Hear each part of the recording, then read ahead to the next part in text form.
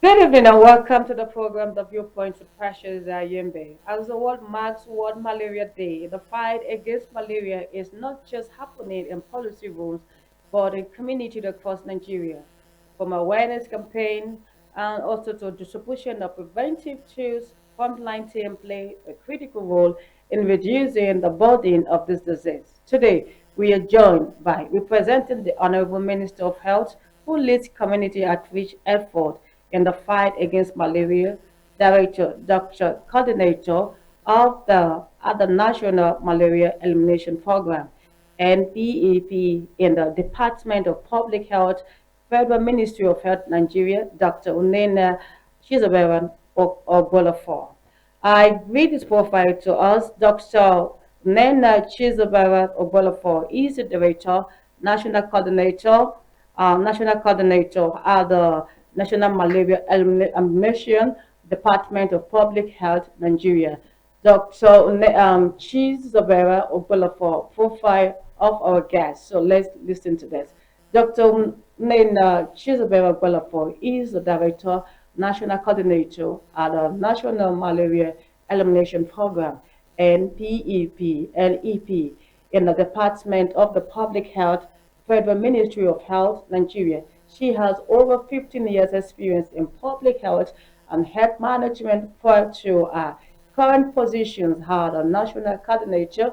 Dr. Ogbulafor was head case management at NPE, NMEP, beg your pardon, where she supported the commencement of the pilot and research of several World Health Organization, which is WHO, recommended intervention on the malaria for Nigeria. She also lead the scale up of seasonal malaria prevention XMC campaign in Nigeria, including integration of other childhood intervention with the XMC campaign.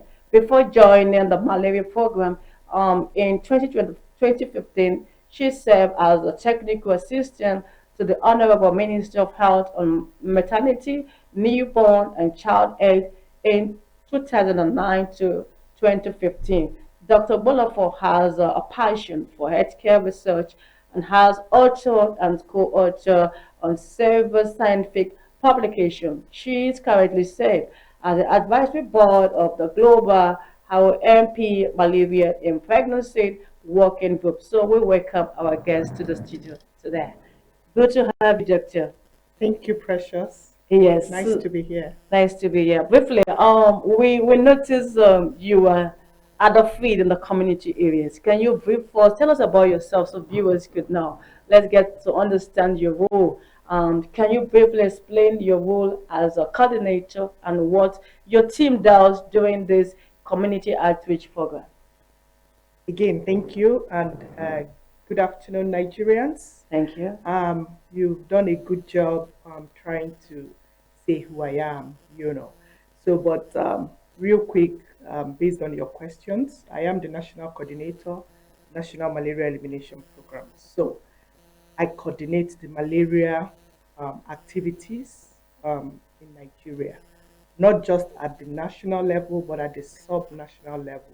So, as you know, the Federal Ministry of Health has the oversight, of health activities where in Nigeria. And so as it regards malaria activities, that's what, I coordinate. So sitting on that, also I interface, in terms of the global aspect too, having to debrief and brief the Honorable Coordinating Minister of Health in terms of malaria activities, from the global angle, with interfaces and workshops and meetings that are being done from the global angle. So I represent Nigeria sitting on that. Thank you for presenting Nigeria. So really from the field, you have been directly involved in community engagement. So what is the research situation on ground when it comes to malaria awareness and prevention? Yeah, so you talked about malaria awareness. So this is Malaria Week. Yeah. every 25th April of every year is the day that globally there's commemoration of malaria elimination. And so what it means is that we bring the awareness of, malaria, everything about malaria. For us in Nigeria, how far have we gone in terms of elimination, in terms of control, and then, of course, what the challenges are. So we use that day and the week, which we're already in, to talk about malaria. So malaria is very topical.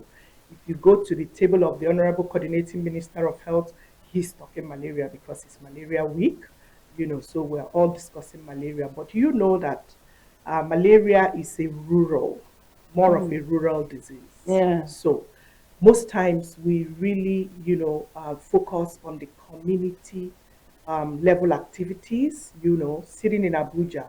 And then, of course, together with the states, at the subnational level, every one of us that are, working in the malaria, malaria space is talking malaria. We're taking it to the rural, to the grassroots, to the communities.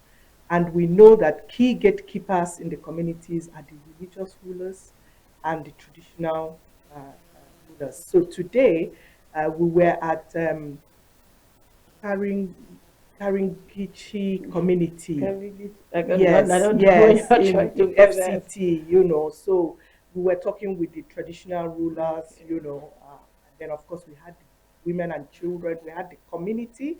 So we were, demonstrating how to use the malaria tools, malaria, preventive tools that we have, like the mosquito nets. We were doing testing and treating for them, and then sometime earlier in the week, we were both at the mosque, we were in the church, talking to religious rulers to help us, talk to their community. Exactly, because, in Nigeria, culturally, we tend to listen to our gatekeepers, when once our pastors, our reverend fathers, our imams, stand on the pulpit to say, pass some messages, every member of the congregation tends to, do that. So that's what we've been doing since, Oh, that's good. Okay, community challenges, which we are just talking about. So, what are the biggest challenges you encounter when taking this malaria intervention to river and understand their community?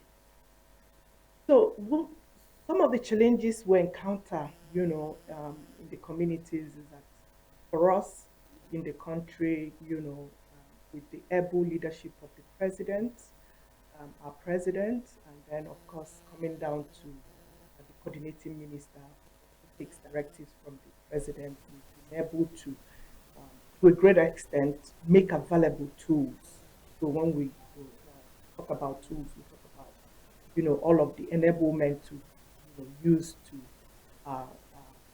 work on malaria, the preventive interventions that we have, like for example in Nigeria since 2012, we've been doing a great intervention that we call Seasonal Malaria Chemoprevention on children under 12, under 5, and that has been scaled up as we speak, courtesy of our government to all the northern parts of the country, because that intervention is seasonal. And so we've, with evidence, it's known that it's in the northern part of the country that the rains have seasonality. Exactly, it has seasonality. In the southern part of the country, it's kind of a perennial kind of rain pattern, and you can't continue to dose the children, forever. So that intervention is, from evidence, and based on WHO recommendation, is put in seasonalities, and the northern part of the country, it's the area that qualifies for all of this. So some of these interventions that we deploy, we find out that they are not, the caregivers, the citizenry are not exactly forthcoming to take them.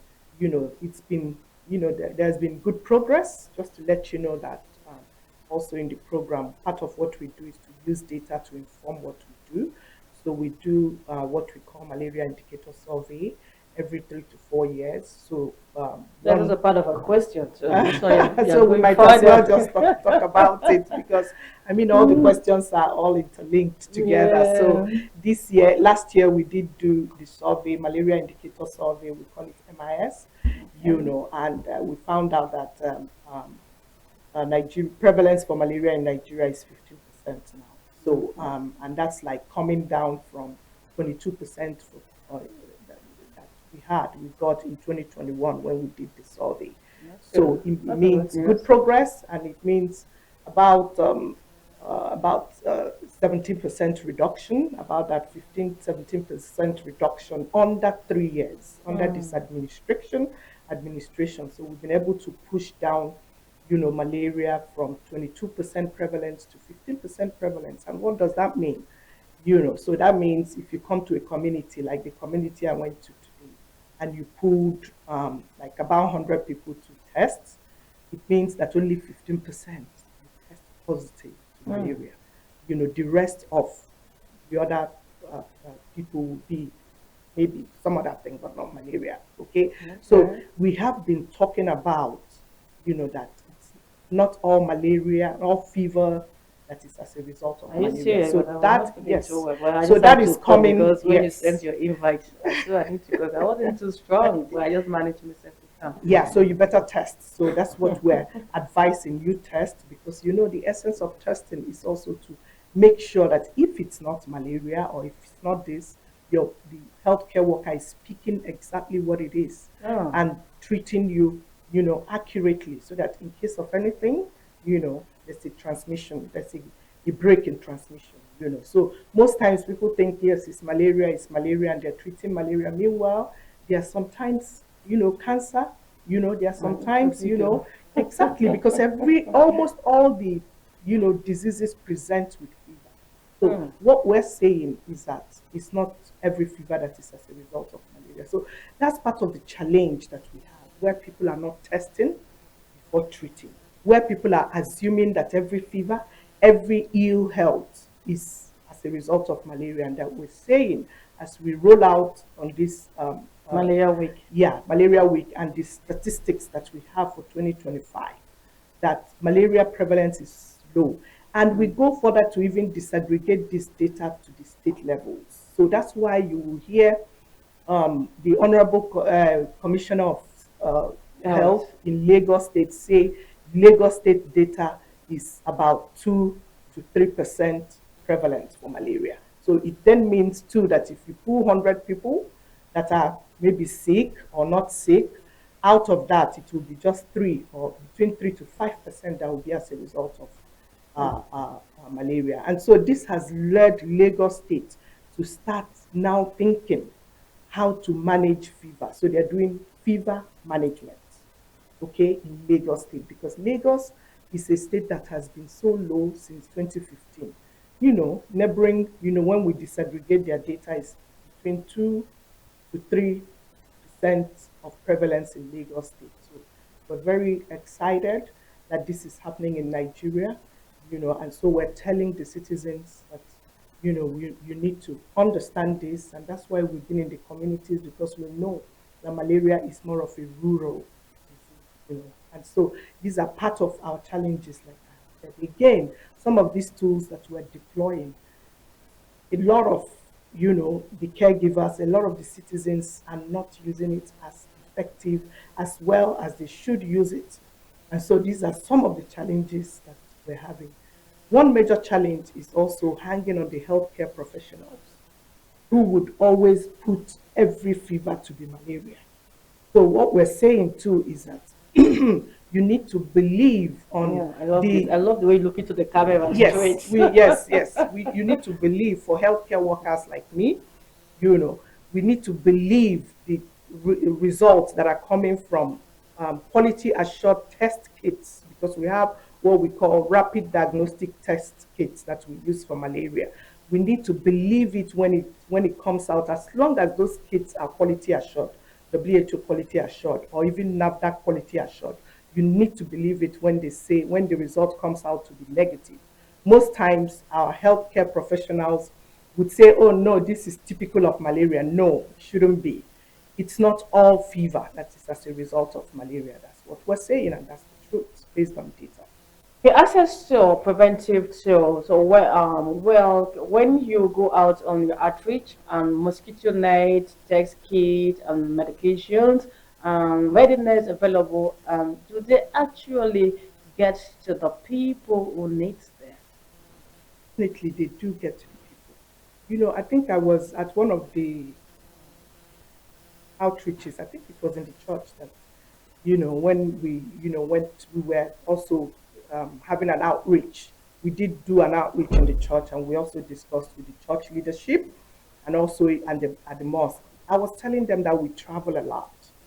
So traveling a lot means Okay, we are I'm seeing the always net, mosquito nets there.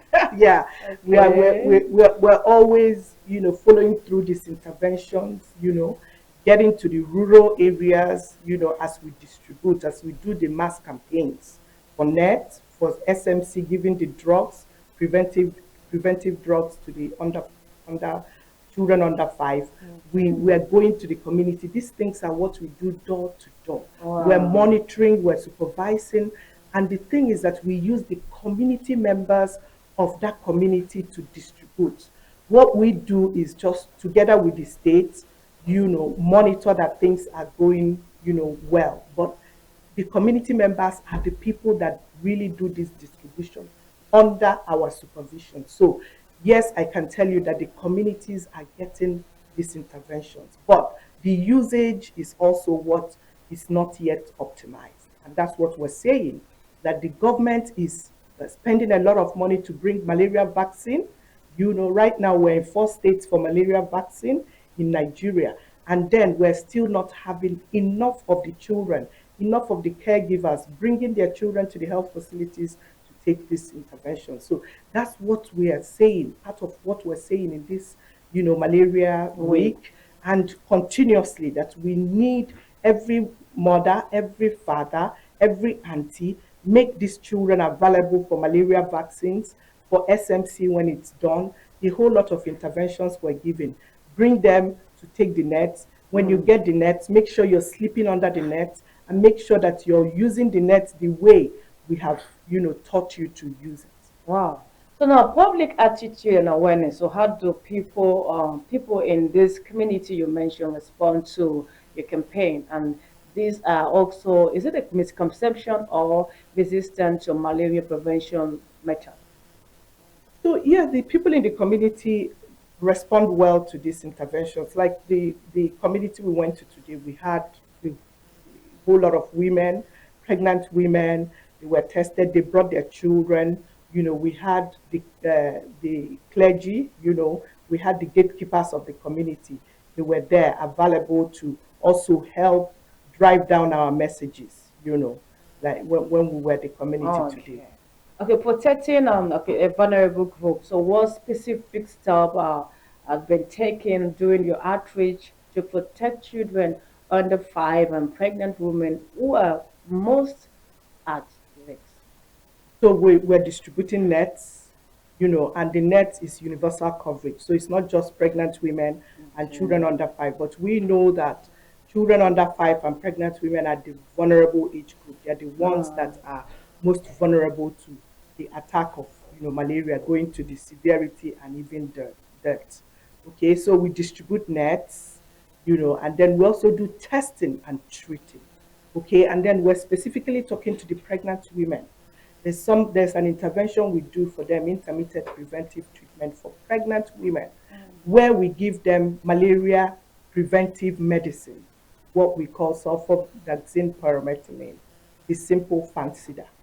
Okay, so we educate them also on how to take this, and we urge them to go to the health facility, because for pregnancy, we want you to register that pregnancy in the health facility, because it's not just malaria, it's a holistic management for the pregnant woman, for both the baby in utero, and also the woman also the woman to have a healthy Wow. baby. So we do tell them about the preventive medicine, Pregnancy. that they need to take by the time they have initiated, or the baby, they start feeling the quickening, baby movement, in their stomach, then Okay. that's the time for you to initiate or start the SP medication to prevent malaria. But these are specifically under the care of the health care worker. And that's why we tell them you must register early, for antenatal and start the process. At the appropriate time, the healthcare worker will tell you or initiate you into the Okay. SP. Oh, Uh, wow. I love this because let's just get measuring your impact and how do you measure success after your outreach? Can you point to any real improvement or success story from the community you have visited as well? I'm up for the day. so what we do, like this community we visited today, where we did do testing and so as we're doing that, we're taking data, we're monitoring how many positive cases that we have gotten, in Okay. that community, and we also would have done some activities, like education, health Yeah. education as it regards malaria, Malaria, and yes. that health education includes, having clean environments generally. So eventually, of course, you're not just only preventing malaria, you're staying well when you have your environment clean. The mosquito bite, you're not getting it because you're cutting your bushes, you're sweeping your environment, you're covering the water like eggs, appropriately. You're also making sure that the gutters are clean around you. These are the things that we tell them, and these are the things that. So most times when we go for outreaches, we also try to return, especially when we see high test positivity rates at that outreach. So we will, at maybe another quarter, under 3 months, repeat, and then of course intensify, this education, health education, as regards malaria and as regards your health, your well-being generally. We would now intensify it in that area, just because as we're testing, we're also noticing that perhaps that area, has some high test positivity rates for malaria. Thank you so much. So your message, you just give your message to Nigerian and also what you want the government, the areas you want the government to do. So, starting with the government, so I would say that whilst also saying that the government is doing well, I'm also saying that there's room to do more. Unfortunately or fortunately, it's both ways. We have very huge population in Nigeria. So, but so government needs to do more when it comes to that.